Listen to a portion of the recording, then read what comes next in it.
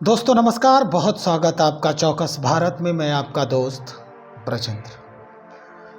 आज मुख्यमंत्री और उप मुख्यमंत्री दोनों स्मार्ट सिटी जो बन रही है पटना की, वो वहाँ का जो कमांड सेंटर है वहाँ पर पहुँचते हैं और लगभग 2,500 करोड़ रुपए की लागत से बनने वाली ये स्मार्ट सिटी का शिलान्यास करते हैं। 2,500 करोड़ रुपए सबसे पहले कहाँ खर्च होंगे, इसकी जानकारी बहुत ज़रूरी है।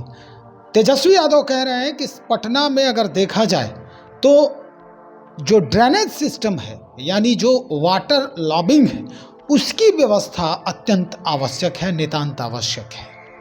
और ऐसे में अगर देखा जाए तो बारिश के मौसम में जहाँ पर ड्रेनेज व्यवस्था सही नहीं है, वो रास्ता बिल्कुल ब्लॉक हो जाता है, पानी इतना भर जाता है, और इसी के लिए इसकी शुरुआत की गई है।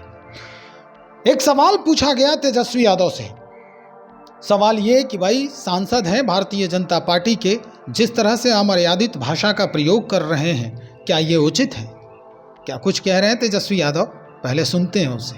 स्मार्ट सिटी के तहत आज जो है कमांड सेंटर माननीय मुख्यमंत्री जी आए हैं और लगभग 2,500 करोड़ का जो है कार्यों का, खास तौर पे बिहार में ज़्यादातर वाटर लॉगिंग की जो समस्या रहती है, उसके लिए स्टॉर्म वाटर ड्रेनेज की व्यवस्था हम लोगों ने अलग अलग जगह कराई है। तो उसी का शिलान्यास जो है किया गया और शवों को जलाने के लिए जो संग्रह जो बना है, उसकी भी जो है शिलान्यास जो है लगभग 3800 जिलों में हम लोग जो है बना रहे हैं, तो उसका भी शिलान्यास माननीय मुख्यमंत्री जी ने वो किया है। सर, समन जो जारी किया गया है उस पर क्या कहेंगे? अरे कोई नई बात है, इसमें क्या है, चार्जशीट था पहले, अब जो है सप्लीमेंट्री चार्जशीट किया गया है ऑलरेडी।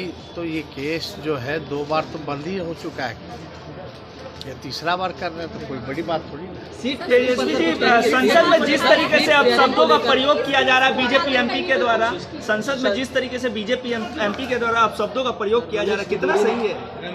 अभी कुछ दिन पहले प्रधानमंत्री जी ने पार्लियामेंट में भाषण दिया था कि आपका व्यवहार और आचरण तय करेगा कि आप किस तरफ बैठेंगे। अब प्रधानमंत्री जी ने बात कहे हुए हमको नहीं लगता 2-3 दिन हुए हैं, और अभी आप देखिए कि मर्यादा पार उन लोगों ने जो है कर दिया है। गली के मवाली जिस तरह से भाषण में बातें करते हैं, जिस तरह के अपशब्दों का प्रयोग किया गया है भाजपा के सांसद द्वारा, तो कार्रवाई तो होनी नहीं है, क्योंकि वो भाजपा में है। अब भाजपा में जो रहेगा आदमी, उसको गाली देने का भी अधिकार है, चाहे पार्लियामेंट ही क्यों ना हो, भ्रष्टाचार करने का भी, और जो शोषण करने वाली बात आई तो भी कहाँ कोई कार्रवाई। जो महिला पहलवान कुछ दिनों तक जो है धरने पर बैठी नहीं, लगातार उनका मांग है, जो देश को मेडल जिताती है, नाम जो है ऊंचा करती है, वैसे लोगों पर क्योंकि वो भाजपा में है तो कार्रवाई नहीं हो। तो संसद में अगर गाली दिए हैं तो कौन सी बड़ी बात है? और इससे हम लोग जो है दुख तो हुआ है, पीड़ा हुई है, लेकिन कोई आश्चर्य की बात नहीं, क्योंकि भाजपा के सांसद की बोली यही है, तो इसलिए कोई आश्चर्य की बात नहीं। मंत्रिमंडल लगातार बयान दे रहे हैं तेजस्वी जी और कह रहे हैं कि चोरी कल पटना पहुंचे, कल लालू जी से मुलाकात, आप लोग से मुलाकात हुई, ये कितना महत्वपूर्ण माना जाए? नहीं, जब भी आते हैं लोग मिलते रहते हैं, हम लोग भी दिल्ली जाते हैं तो बातचीत होती रहती है। और गठबंधन में हम लोग जो है शुरू से रहे हैं और पिताजी से पुराना रिश्ता रहा है उनका, तो आते जाते रहते मुलाकात होती रहती है। सीट शेयरिंग पर कहीं कोई क्या चीज़ जो बयानबाजी के माध्यम से आपको दिख रहा है, जो आप नहीं, अब कोई उपाय है नहीं ना, काम तो किया नहीं तो गाली ना देगा। सीट शेयरिंग पर सर कुछ कहेंगे? सर, सीट शेयरिंग में कोई दिक्कत नहीं है, कोई तकलीफ नहीं।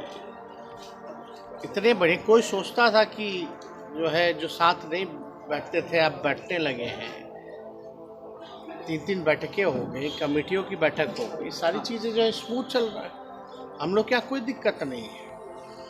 और ख़ास तौर पर बिहार में तो कोई झंझट ही नहीं है इंडिया अलायंस को लेकर। सीट शेयरिंग होगा तो उन लोग जो लोग गए हैं उधर, उन लोगों का क्या होगा, कैसे करेंगे, वो तो एक ही परिवार के एक ही पार्टी को जो अलग अलग कर दिया गया, अब वही लोग क्लेम करें तो दिक्कत तो वहाँ नजर आ रही है, यहाँ कहाँ नजर आ रहा है। तो सुना आपने, तेजस्वी यादव ने याद दिलाते हुए प्रधानमंत्री को कहा कि साहब, कुछ ही दिन पहले जब आप भाषण कर रहे थे सदन में, जब संबोधन कर रहे थे, उस वक्त आपने कहा था कि जिस तरह से लहजा आपकी होगी, आपके जो भाषा होंगे, बोली होगी, वही तय करेगा कि आप किस तरफ बैठेंगे। अब बारी आपकी है, सांसद महोदय को आप किस तरफ बैठाएंगे, इसका डिसीजन लिया जाए और उचित कार्रवाई की जाए। बहरहाल आप बने रहे हमारे साथ, हम और भी खबरों को टटोल रहे हैं। बहुत शुक्रिया आपका।